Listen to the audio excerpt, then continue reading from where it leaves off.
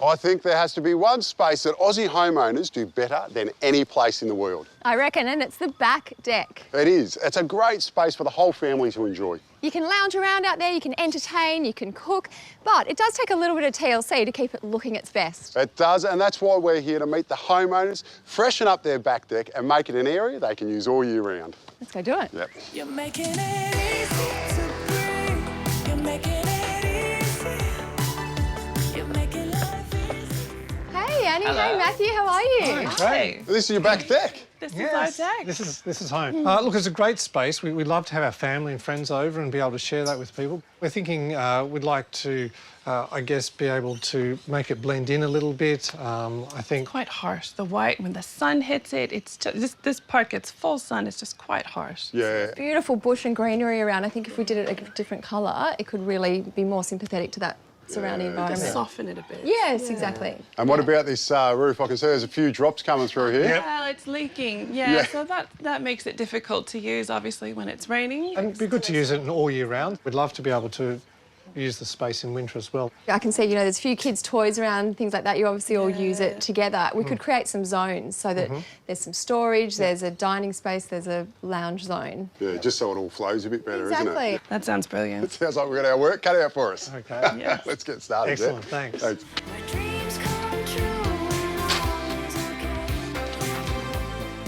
Now, this just disappoints me. What's happened here is this frame's been put up and there just is not enough fall. When you're using clear sheets like this, you need to have a minimum of 5 degrees fall. And what happens, water blows back and it goes inside the house. Then it tracks along these rafters and you get rotted out timber like we have here. Now, the good news is there's a few chippers around here that know how to rebuild it. So first thing we need to do is knock this down and start again.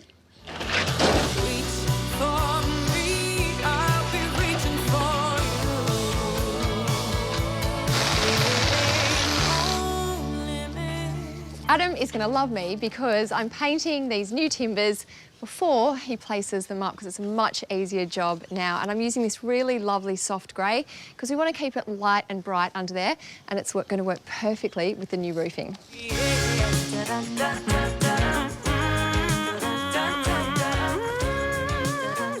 Now, the problem with the old roof is it did not have enough fall. We've got two options. We can either drop this beam here.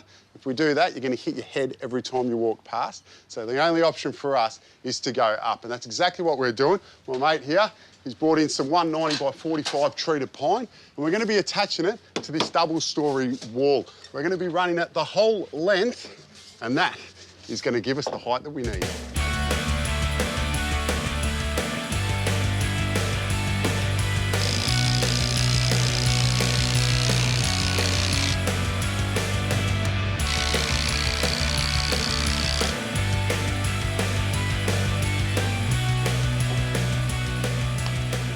For our perimeter beam, the only difference is we're using some 190 by 45 treated pine, but you can already see how much more headroom we have.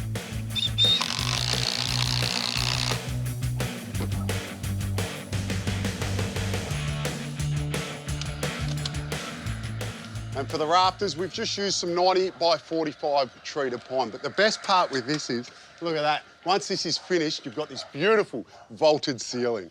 That's the way it should have been done in the first place. The pergola isn't the only thing out here that has mould and mildew issues. This fence has also seen way too much moisture, but it's pretty structurally sound, so I'm just going to give it a good clean off and it'll make the whole space seem so much fresher. I'm using an exterior cleaner that needs to be sprayed on, left to sit on the surface, and then hosed off. This will work on any outdoor surface, not just a fence, so you can get your outdoor area looking brand new.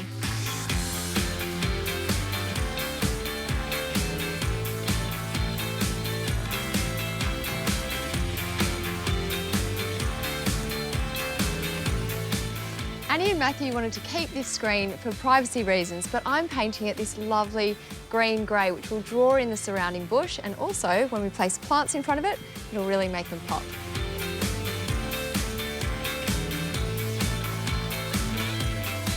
Now this deck is nice and solid, so to rejuvenate it, it is super simple. We've just used a deck cleaner and cleaned it all down, and now I'm going over it and giving it a fresh coat of oil, which will protect it for another 12 months.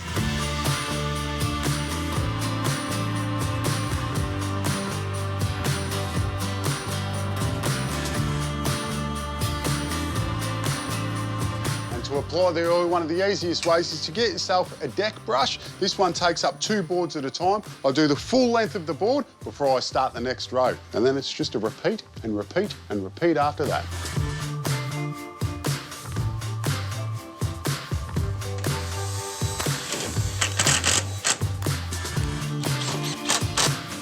For the roof sheeting, we've gone with a Sun Tough in an opal. This is going to look fantastic. And Jet here, you're helping me out heaps. This is right, I don't have to get up and down. That's what I'm here for. And this is going to make it so much better to sit under here in any weather condition, even rain like this.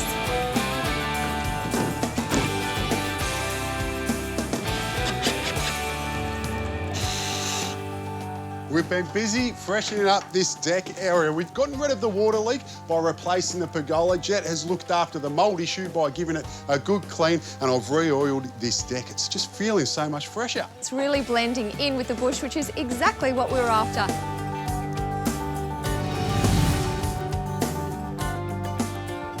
But I know that Annie and Matthew really wanted to warm up this space to be able to use it in the cooler months. So that is our next job. Does that mean we need a heater? We do, you're on the money.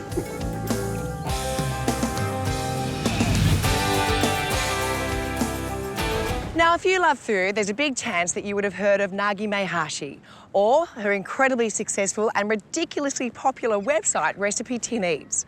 In fact, I'd bet that at one stage you've Googled one of her recipes. She has more than 350 million visitors per year to that website. And recently she released her first cookbook, aptly named Dinner. And would you believe it? It became the fastest selling book by a debut author in Aussie history. And she's done all of it with her trusty dog Dozer by her side. You're too slow. You're too slow. All right. You got me. Oh my goodness, I know these two. I'm totally fangirling because it is such an honour to meet you. Oh, thanks, Jo. I'm fangirling too. Not at all. And this is Dozer. God. Yes. And of course, everyone knows Dozer. Official taste tester of Recipe Tin. Can you actually believe how successful you've become and the trajectory of how quickly it's happened? Oh, it's pretty, yeah, I still find it hard to believe. Like, I just feel like the way I was 8 years ago. It's 8 years? Yeah, it's been 8 years, and honestly, the way I am today on the website is the way I was Well, that's 8 the years secret. ago. That's honestly the secret of the success. Oh, I mean, thank you. I literally cook your stuff. I can't tell you how often. You are at every one of our home and family events, everyone when we're entertaining. There's so many of your recipes that come out. And I know I'm not alone. That's most of Australia. Thanks, Jo. It's so nice to hear. I love hearing that. Well, listen, I think we're going to go back. We've got a pretty busy day ahead. We've got some interesting tasks for you today. We've been saving them up. I'm literally your sous chef and I'm up for the challenge. Excellent. Let's go. Come on, Dozer. Know me, yeah. You know me best, and I know me best. Then I know me best. But you can never ever truly know me. Nagi, this is gorgeous. Oh, thanks, Jo. Welcome to the kitchen. This is where it all happens. And this is my mother, Yimiko. Hello, Nice it's an honour meeting to meet you. So fantastic. And who's this? And this is Chef JB. He's part of my team. Brilliant. Helps me develop and test the recipes. I think it's how prolific you guys are with your recipes. It's quite extraordinary. You're not afraid to share with everyone, are you? That's half the fun. Was that your philosophy when you started out? To be honest, I started the website because I wanted to start my own business. Yeah. And I wanted to do something in a field that I loved, and Yeah. that's how it started. Because I Wow. used to work so hard in corporate, and I felt like I was working for this faceless company, which really that's what it was. On the treadmill and- Yeah, exactly. And I just wanted to do something for myself, and I'm just so lucky that I've been able to build a business doing in the food industry, which is something I love. There's a very famous story of the first day that you had your food blog and there were 2 visitors to the site. And I'm talking to both of you. Exactly. Can you believe what she has built this up into? I can't. I'm just still amazed. Yeah. As well as her website, Nagi has also set up a charitable food bank, Recipe Tin Meals, which provides freshly cooked meals to those in need.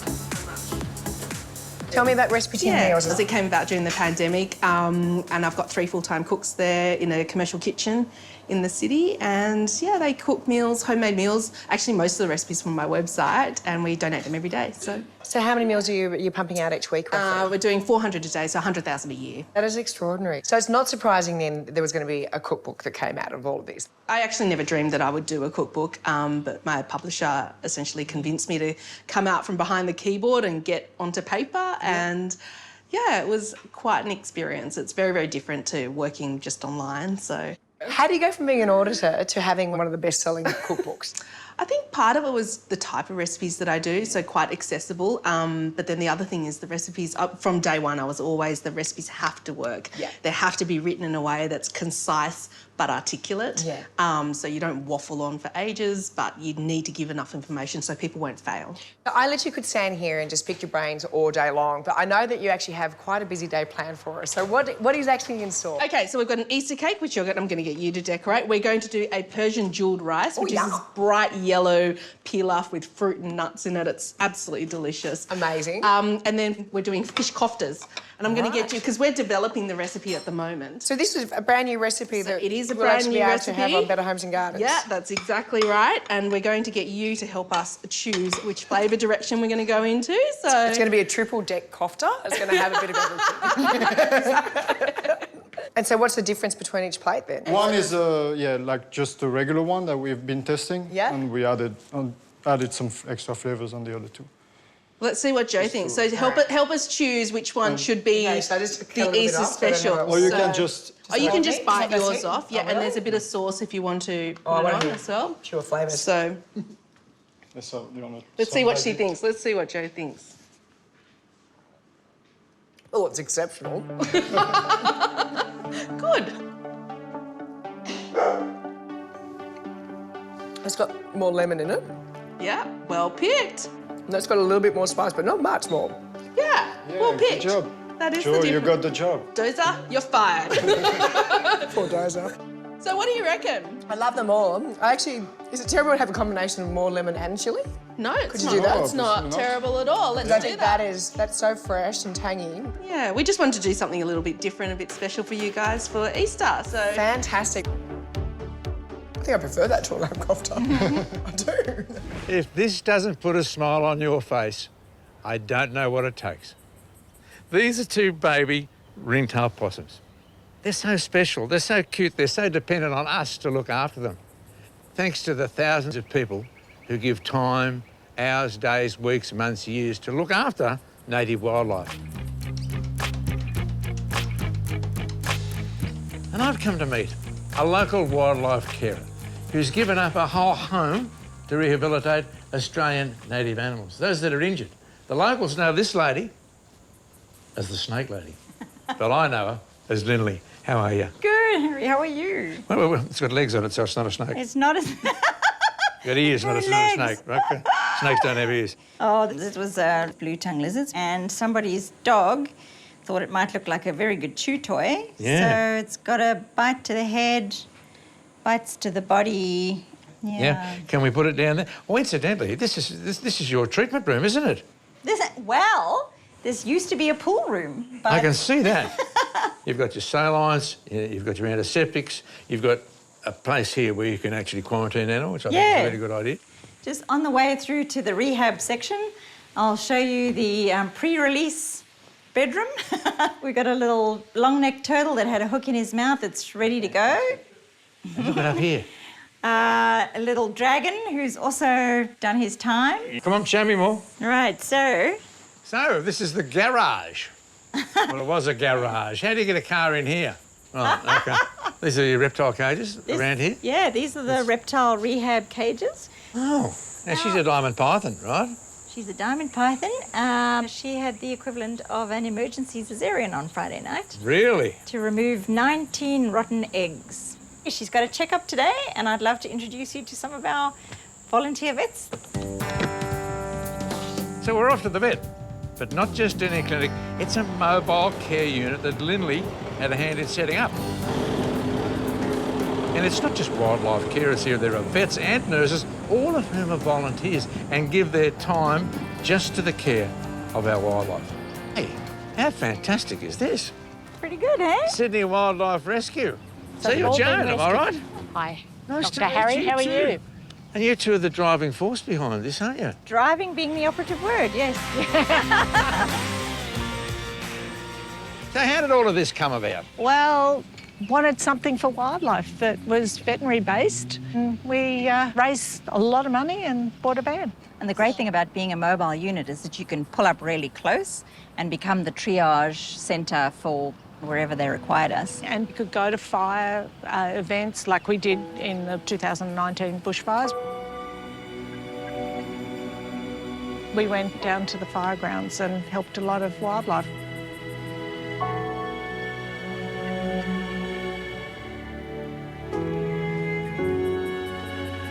OK, let's have a look inside.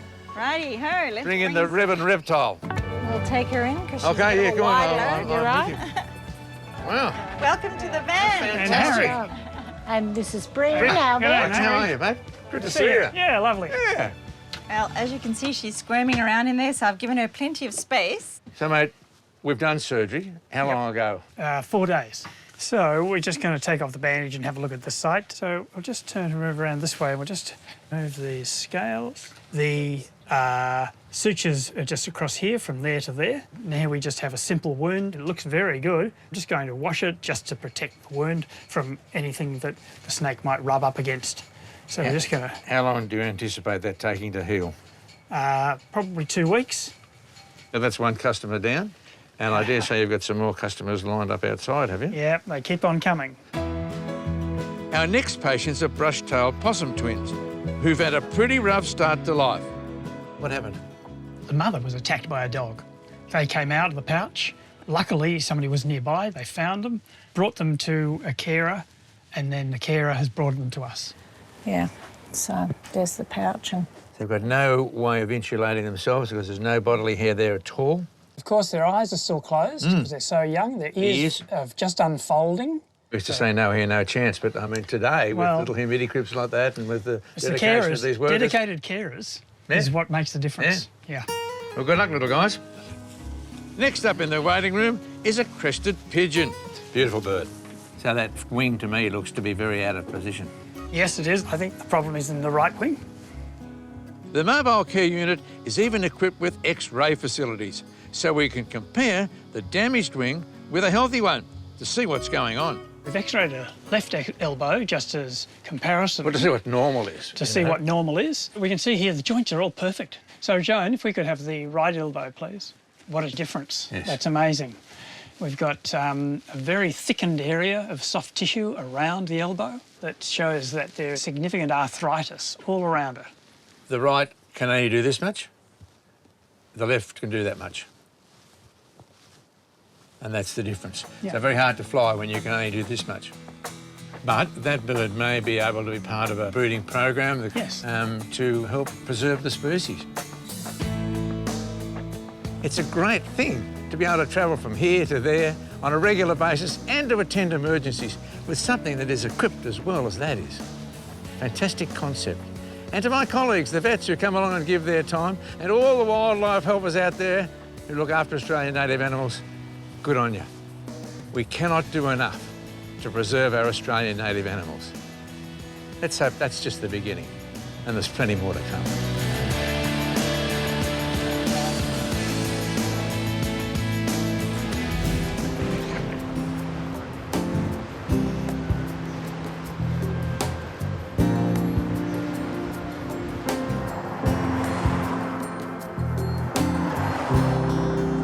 Every garden I've designed has got a unique set of challenges. It's not very often you get a nice open block to play with. Usually you're stuck with something that's quite small and divided. That's the exact challenge one Western Australian designer had, and he's created 2 immersive spaces. Bittersweet and photograph and fading light. I made you laugh. I know. I know. Tristan, what a sensational house and garden this is. How are you, Charlie? I'm very well. Yourself? Yeah, good to see you. This is pretty cool, huh? Yeah, thanks very much. Take me away. I don't need a reason. So when you got here, what was here? This structure was here. Okay. And we also had just a small patch of lawn with a nice garden around it. And it was all at one level. Because the one thing I noticed as you walk through, it's such a dynamic space with the different levels. You've got the pool, you've got the planter box, you've got the archway. You know, it just adds so much more interest, doesn't it? Yeah, just a bit of different levels, sort of mix it up a little bit and a bit of detail in the right spots really has set it apart.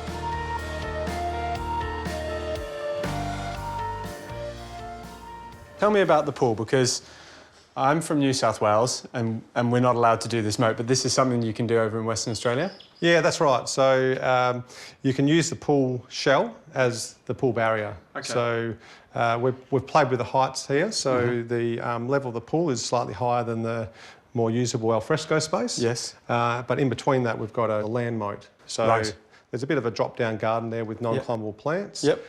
When you combine those two levels against the pool shell, you have pool fence height. And you've got some really hardy stuff in here, haven't you? Lomandra, Philodendron Xanadu, is that Philodendron Hope? Yeah. Yes, it is, yes. So when we play with the moat plants, we need them to be hardy. This had a bit of a tropical kind of slant, which is a bit unusual for Perth. Okay. So we had to pick the right tropical-looking plants for the Perth climate. Yeah. And I've noticed there's a very limited colour tones in the material palette. Yep. Like, was that a conscious decision? Yeah, I think we've got the natural limestone as well as the composite deck, which are quite tonally similar. Yes. And then the pool's dark and the pool water brings a really a different colour, a deep blue. So this structure was in, but you added that one to sort of balance it out, is that right? Yeah. So it's an open structure. It casts some beautiful shadows. It does actually give shade at points of time of the day. Yes. But it just sort of finishes the whole space off and encloses you into the back garden. And when you're working through a design like this, how do you then do the courtyard as well? Because that's something that's very sculptural as you walk through. Do they go hand in hand? Yeah, they do. I think that there's design sort of references within both of them that feed into each other. Yep. They're quite a different palette and a different colour, but the geometry within them kind of feeds off the other. With the planting, you've got a lot of sculptural green-on-green type stuff. What are your favourite plants? I think within this one, I like the Conostylus candicans. I really like how they move in the wind. Yes. I also like the Dichondra silver falls, which softens the wall, which goes on top of the pool shell. I love how it just trickles into the pool and touches the pool, so they kind of become one. It's not separate between planting and pool. And the creeping fig along that back wall just looks the best, I reckon. Yeah, I think it's a beautiful time of its growth. We really love the fine leaf when it's of the new growth, so it's a bit like an artwork. Yes, it really is. But to keep it looking like that, you just got to keep pruning it back, otherwise it'll take over. That's right, yeah, it'll start growing out with a bigger leaf. Yeah, sensational. Yeah, really lovely. Well, I'm going to leave you for a sec because I have to go and check out that courtyard. Fantastic. See you soon. See ya. It's hard to believe that this courtyard space used to be a swimming pool. Tristan has been really clever by cutting the top off the pool and then building on top of it. And this works as a fantastically practical space, but also something that's incredibly sculptural as you walk through the house. Now, we've got this lovely curved concrete bench seat here in this bright white colour, but then the flooring is in the same tone, but a smaller brick in a herringbone pattern, so you get texture. And it just goes to show, if you've got a small space, do one thing really well rather than trying to fit too much in. Planting in a small space like this courtyard can be really tricky because there's areas that stay in shade and then there's areas that get full sun. So you need to pick the right plant for the right spot. Along the shady areas, we've got these native violets that look absolutely fantastic. Then out in the sun, we've got Kalanchoe copper spoons, Aloe plicotilus, and then the texture of the Crassula Max Cook. But there is one plant that ties the two together. It's the New Zealand rock lily. Now, that can take full shade and full sun. What it can't take though is wet feet, so it needs really good drainage, perfect for Western Australian soils. Now, Tristan hasn't shied away from big plants in a courtyard.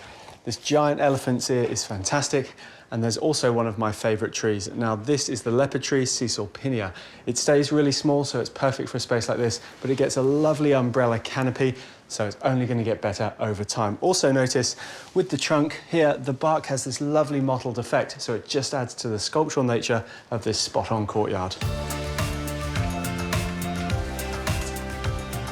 So many modern homes have got small spaces down the sides of them, and in this case, they've got an incredibly long window, which is low. It looks really cool, but you need something to look out onto. Here, they've used palms that are going to stay quite upright, but you'll notice they've also painted the fence black, which makes this greenery stand out even more. If you didn't have the space for the palms, you could also use climbers on wires. For a sunny spot, star jasmine's bulletproof. If you have a shady spot, you might want to use something like a Madagascan jasmine, the stephanotis. One tip, if you are training climbers to a fence like this, try and grow them sideways before you let them get up, because once they get to the top, they're not going to want to spread out and grow back down into the shady spots.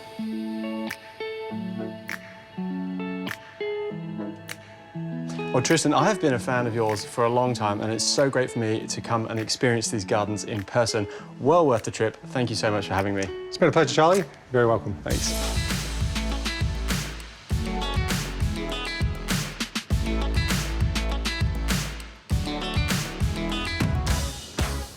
When you are looking for the perfect lamb dish for this time of the year, there's a few things to consider. It's got to be easy. I mean, you're camping. Plus, it's got to be a bit warming in case it turns cold. But most of all, a little bit indulgent. There is nothing more indulgent than lamb cutlets, and it just starts by seasoning them. A little bit of salt, but you do need to work with the wind. Then we are going to need some olive oil, but not too much, because remember, lamb is pretty fatty. Once that's done, we're going to sear these in a pan over a high heat. The idea at this stage is just to lightly brown the lamb on both sides. We're going to put a crust on it in just a minute. And in a wind like this, you're going to need to give your stove a bit of shelter. Look at that! Genius. All right, once that's done, we are going to set them aside. Don't want to overcook them. And we will make a beautiful little crust to go on top. That's kind of the real hero of the dish. And it all starts with some breadcrumbs.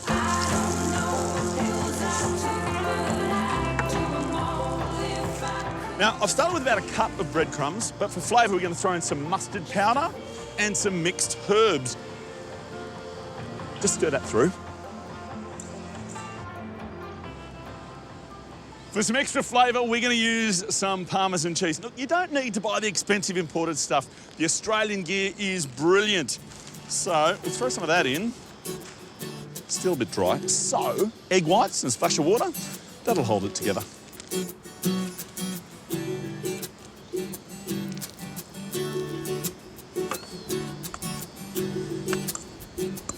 The consistency is really good. It's kind of like a paste. But something to keep in mind is that these breadcrumbs are going to continue to absorb water, so you might need another splash. But the other thing is quite rich. You've got the mustard, the cheese, so... Oh, I don't do this very well, but we are going to add some lemon.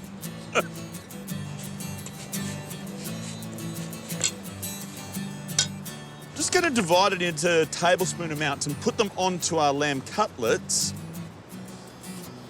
You need to let these sit for a minute just so they stick on beautifully. But meanwhile, it's time to get healthy. A little bit of kale. You need your leafy greens. Now, the pan is still beautifully hot from the lamb. It's got all those lamby flavours. Just strip the leafy parts off. You don't want these ribs, and just kind of wilt them down.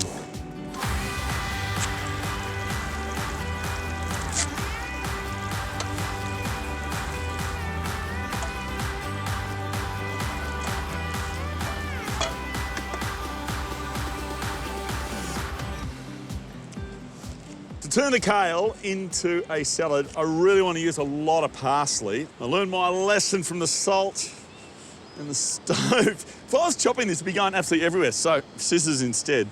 And then I'm going to add some za'atar. Now, if you haven't heard of it, it's a Middle Eastern spice mix. A lot of oregano, some sesame seeds. I want some crunch as well, so I was thinking, to go with the za'atar, surely it has to be almonds. These are the flaked ones. Just need them lightly toasted, but I reckon these will do. And then what might well be Australia's trendiest fruit, the pomegranate. When it comes to cooking the lamb, get a bit of oil in there. You need more than you might imagine. And the lamb cutlets go in crust side down. Cook them until that's beautifully golden, then flip them over and take them as far as you want them to be. I would recommend probably medium is pretty good.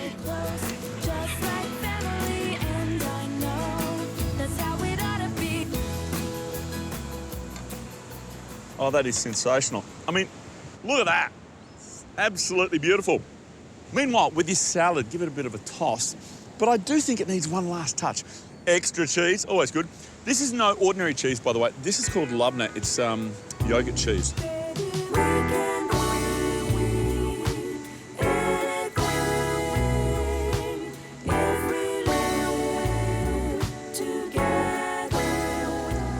You wouldn't believe just how sweet the cheese goes when you caramelise it like this. It's absolutely amazing. I reckon it's the perfect balance and a beautiful dish. Lamb cutlets, after all. I don't know what your plans are for the Easter long weekend, but I would encourage you to find somewhere as beautiful as this near where you live. Oh, and make sure you've got a double batch of your cutlets. After all, it's a real celebration. Not for you, pal. Not for you. Seagulls. I feel the eyes on me, or the eyes on me. So what you wanna see? We've been busy giving some TLC to Annie and Matthew's much-loved deck. It is looking so much fresher already. You've done a great job on the roof of this pergola. Nice. We've got a new colour on the screen here and we've re-oiled the deck. But now we need to warm it up so that it can be used all year round. How are we going to do that? Well, I'm glad you asked. I'm going to put down some rugs, create some different zones, and we're going to use some heaters as well. Oh, beautiful. I'm starting to feel warmer already. I'm just adding some festoon lighting to the pergola because it will create an inviting and festive feel the whole year round. And I love using lighting in outdoor spaces because it transforms the area from somewhere that you use during the day to somewhere that you love spending time in at night as well.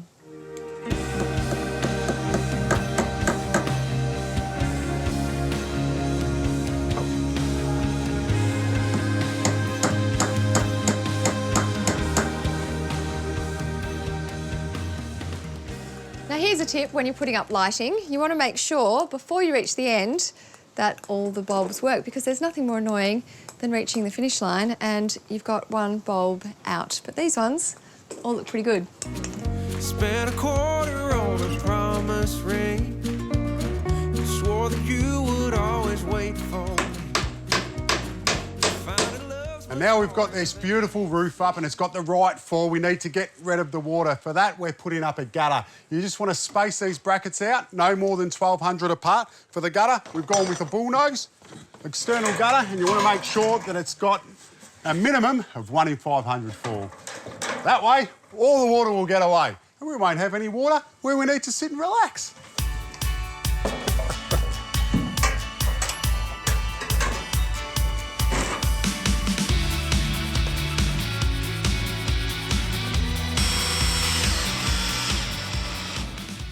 Not only am I adding lights out here, I'm also adding an outdoor heater. And rather than placing it on the floor where children might hurt themselves, we're popping it up on this beam. And it's going to mean that this space will be able to be used all year round on those chilly days and nights. It even has a remote, meaning you don't even have to get out of your chair to turn it on or off.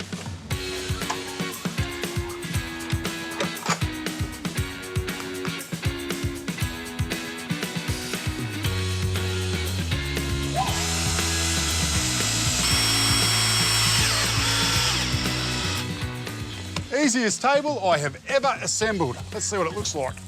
Oh, it's nice and light. I reckon Jet will love it. Great.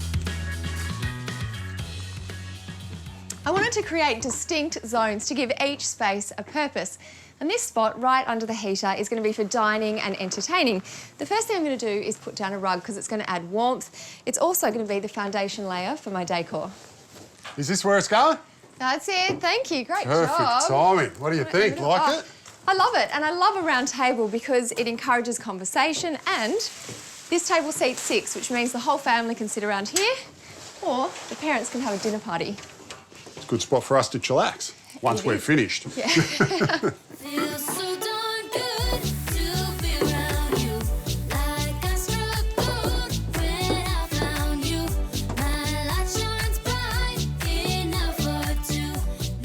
This next area is the lounge zone for chilling out and relaxing. So Annie and Matthew can sit here and watch the kids do cartwheels in front of them while they sip on a cup of coffee. This last zone is all about the kids. So I've got this bench seating, which doubles as storage for all their bits and pieces. It is absolutely huge. Yeah, Heaps to of room. hide away all those things. Hello. Hey. You got the memo. I did. I heard you were doing a deck and I thought you might need some plants. Yeah, what do you think? It's looking beautiful, nice and cosy. Love that colour. Yeah, it's good, isn't it? And I think the plants are just exactly what we need now to soften it up. Annie and Matthew really wanted to bring the bush in, so beautiful. perfect I've got timing. lots of beautiful pot ideas in mind. We can tie in the surrounding garden. It'll look beautiful. So I better head to Bunnings, yeah? Yeah, thank you. All right, I'll go see you in a have bit. seat. We'll go test these. Does he deserve a rest yet, Juliet? Obviously.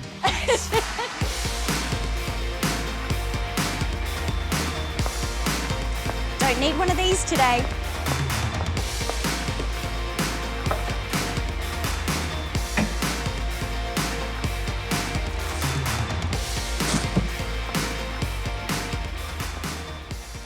This is one of the evergreen magnolias called Sweet and Neat. So it's a nice compact variety, which will make a really nice feature in big pots. I love planting in the autumn time because it gives our plants plenty of time to establish a good, strong root system before that heat of summer hits again.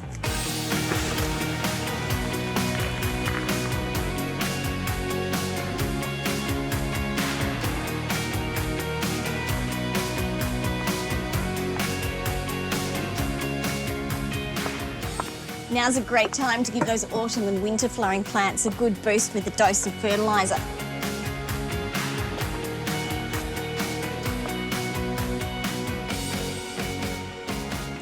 Now time to get these goodies into the garden.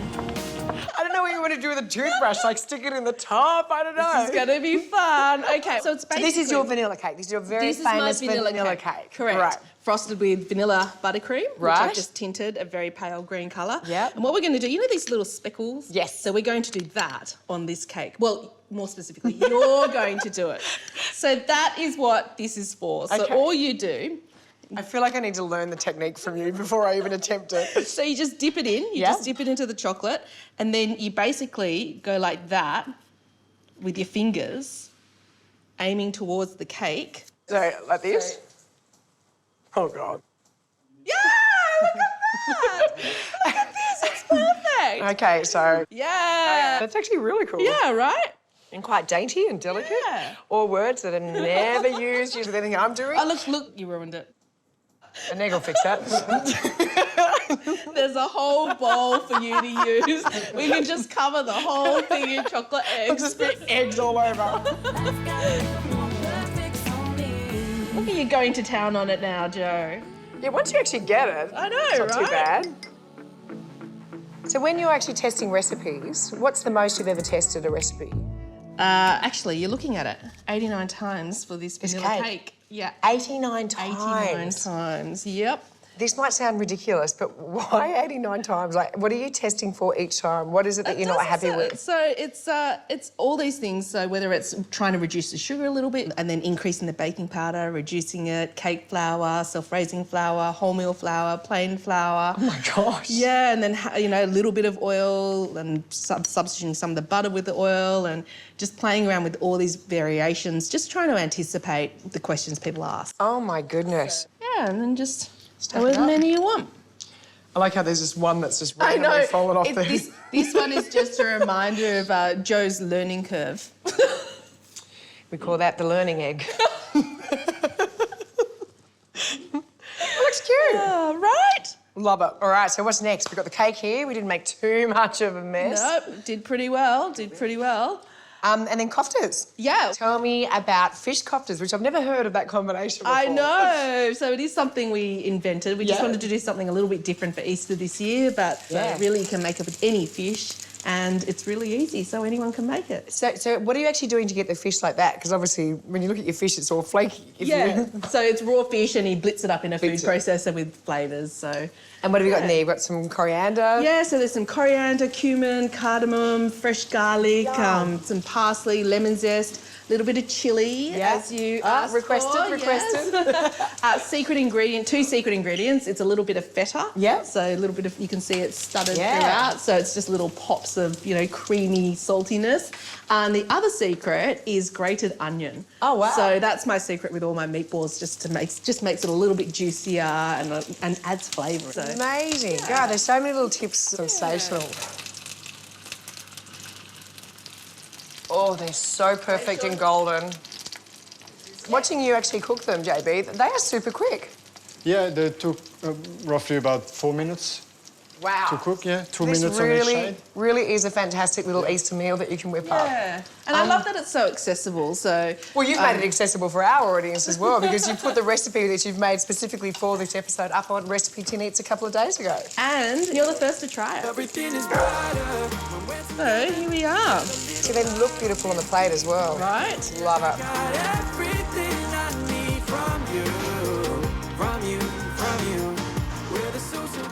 Is this where you literally do all of your food photography in your videos? Yeah, it is. What a cool setup.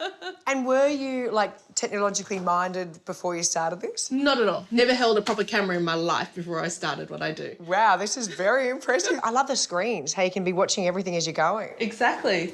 Okay. You want to help me film something, Joe? Yeah, definitely. And action. Was that a big help? Almost as helpful as the speckling of the cake. Oh, ouch, that hurt. She looks really nice. Oh, look at the colour of the rice. Oh, that smells so good too. So this is called a Persian jewelled rice, and that's just a start, because then we've got pomegranate, and now you can see why it's called a jewelled rice, right? Oh, yeah, that's Isn't gorgeous. it beautiful? That is How really great for beautiful. Easter, though, something as colourful as this. To be honest, any time of the year. Then the most important shot is the hero pickup shot. How good does that look? That looks right? amazing. Doesn't that look delicious? Incredible. Joe, do you want to put your styling skills to the test? My styling skills? Just pile them up in a random, rustic way. No need to be too meticulous. I like it. Loose. Loose is the terminology we use. I like how she says rustic and loose when I'm painting it up, because she knows That's my style. That's code for... Actually, you know what? I'm just interesting. going to record this. There we go. And I'm going to record this as well. So, and then what if we just finish it with a sprinkle? Better on top. Well, teamwork. Perfection on a plate. And best of all, we're going to get to eat this, have a little taste of it. Right. Honestly, this has been so much fun. Might let you carry it back up. Juliet and Adam have done such a great job of warming up that deck space, but of course nothing warms up an outdoor area quite like a fire pit. And I've got a great idea for you on how you can use the fire pit year round. So we do this at home and it works beautifully.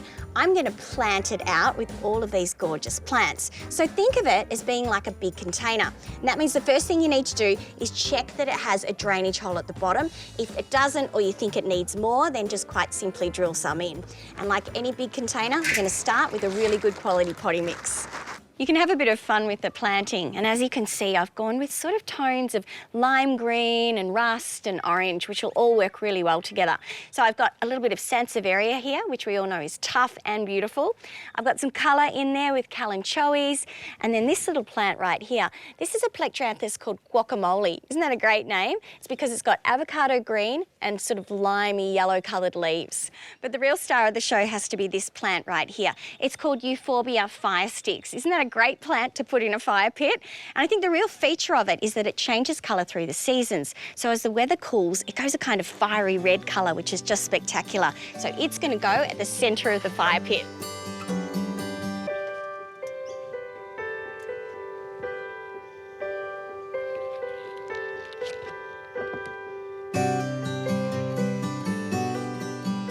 Don't be afraid to play around with foliage, colour, texture, form, whatever you need to do to make sure you're creating that pretty picture. So even when you're not using your fire pit, it can still be a beautiful centrepiece in your outdoor space. And of course, when fire pit season rolls around, you can plant them all out into the garden.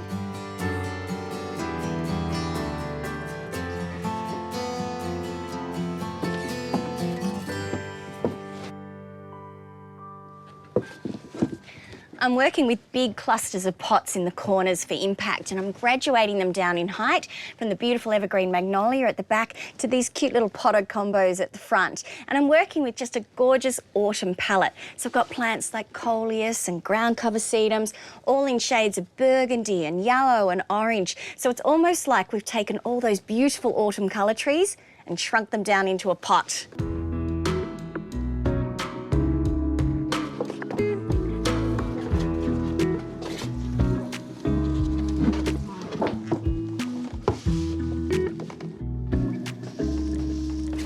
chalkboard looks great and it matches my pots. It's like we planned it. It is. And I would not have thought of doing one that colour. That's the great thing about this chalkboard paint. You can tint it to lots of different colours, which means it's more fun for the kids and you can coordinate it to the rest of your decor. This one's a little high, I think, but these are excellent because you can move them around in between the slats to whatever height you like. You run deeper, and I would do Slide them in. Look at that, perfect.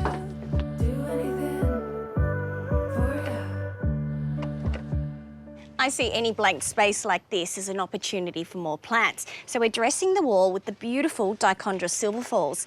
Now these trailing stems literally fall for metres, so this whole wall will be a sea of silver. Just it. All right, let's put it over here. It looks absolutely beautiful, like doesn't you, it? Adam. Hey, well, I wasn't going to say anything, but you ladies are correct. But how amazing does it look out here? This is so beautiful. Yeah. We should have a drink by the fire to celebrate. So you know what my favourite thing is? You used one of my favourite plants, silver falls. I absolutely love them. I don't know anything about gardening, but I know that is silver falls. So this is beautiful. But what do you think the family's going to think? I think they're going to love it. Yeah. They will, yeah, absolutely. Let's get them out bring it in, here. yeah. Let's do it. Wow. This looks amazing. Oh, this is fantastic.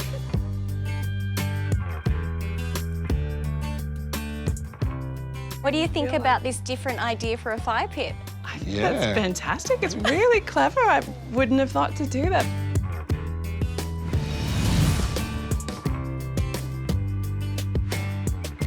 Different spaces for different parts of the family, different times of the year. So we're really, really looking forward to sharing it with others. Yeah, you're really going to be able to enjoy this space year round now. Yeah, well, Into winter. Yeah, well, you've got a pergola now that keeps out more rain than what it lets in, which is a good thing. And then Jet's made it all year round because what have you put in? Yeah, we've got the heater there for you. So with winter coming on, it'll be perfect. You guys have done an amazing job.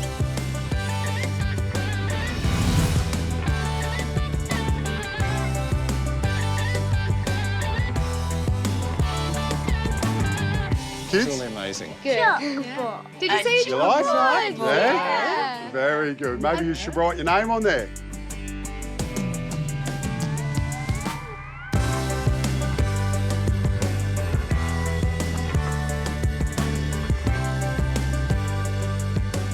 We're going to make carrot cake French toast. And yes, there's a shortcut.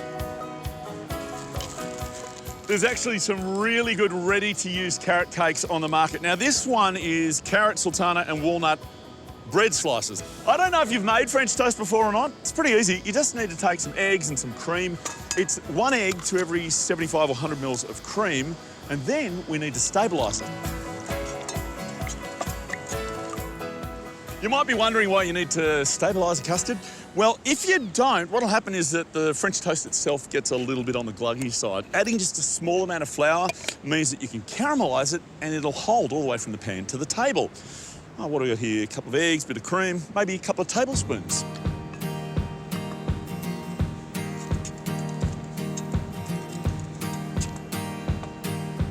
Stable's good, flavour's better. We're going to use some orange zest and a little bit of vanilla because, well, I always use vanilla. I love that stuff. And you need to sweeten it up as well. Don't go overboard because if you do, it might burn in the pan. So for all this, I don't know, maybe a quarter of a cup.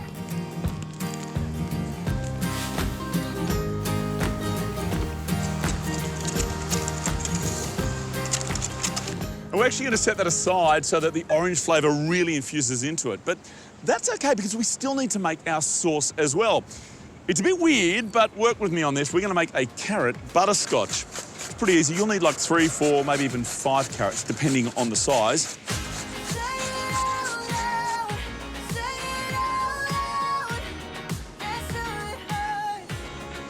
A little bit of sugar. You have to sweeten it up, but not too much. And some sherry. This is going to need to simmer till it starts to thicken.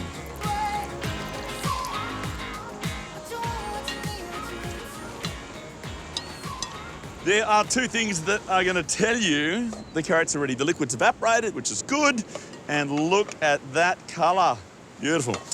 At this point, we need to think forward because we've made the carrots, but we need carrot butterscotch. For the butterscotch part, well, don't you go travelling with 2 saucepans? You need to let this pot get really nice and hot because we've got to caramelise some sugar. How much? Oh, I don't know, maybe half a cup or so. But here's the thing, none of this golden brown stuff, no. You want some good dark caramel because it's going to bring out the best in the carrots. Perfect and I know you know it. But you take me just At this point, we're going to add some more cream. I know that I'm safe with you. And the all-important ingredient for a butterscotch, butter. There we go. Beautiful. That's just going to need to simmer out for a bit. How good is this?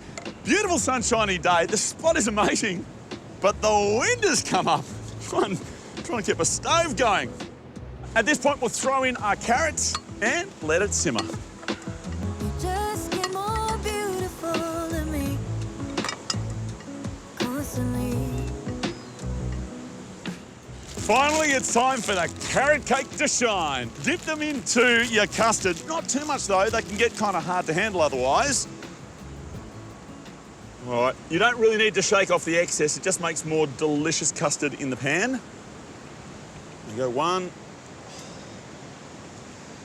2, and 3. That's all I'm going to fit in there. You don't want to crowd them out because you will need to turn them over. It's the kind of love that goes through the night as you're losing track of time, and you don't want to stop it because you don't know just when you'll see them. I know I've been selling the French toast as the main event here, but to be honest, this carrot butterscotch is one of my favourite inventions of the, most of my career. It's incredible. You could use it on just about anything, which makes the French toast kind of like the garnish, but a very good one. Pop that on there. And if you're feeling hungry, of course, you can go with some more of your butterscotch, some more of your French toast. Yeah, might as well be indulgent. But as you can see, it's a lot of sort of brown and orange colours, so a little bit of seasonal plum. It really does look beautiful, doesn't it? Look, if you're heading out for an adventure this Easter long weekend, this is exactly the kind of thing you're going to want to make for yourself. And you can make it camping, it's super easy, or you can make it at an adventure at home. But look, do keep one thing in mind. The French toast is good, but the carrot butterscotch is incredible, and you can pop that in a jar, keep it in the fridge for a couple of weeks so you can have lots more uses. Oh yeah, time to enjoy the scenery. That sunrise love.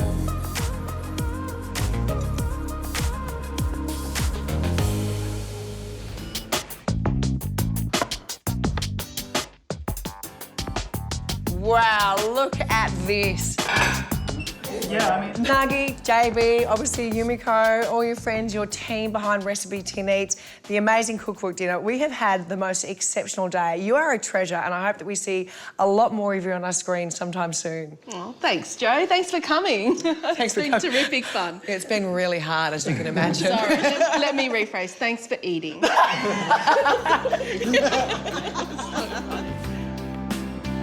Now it's time to dig in. Let's eat.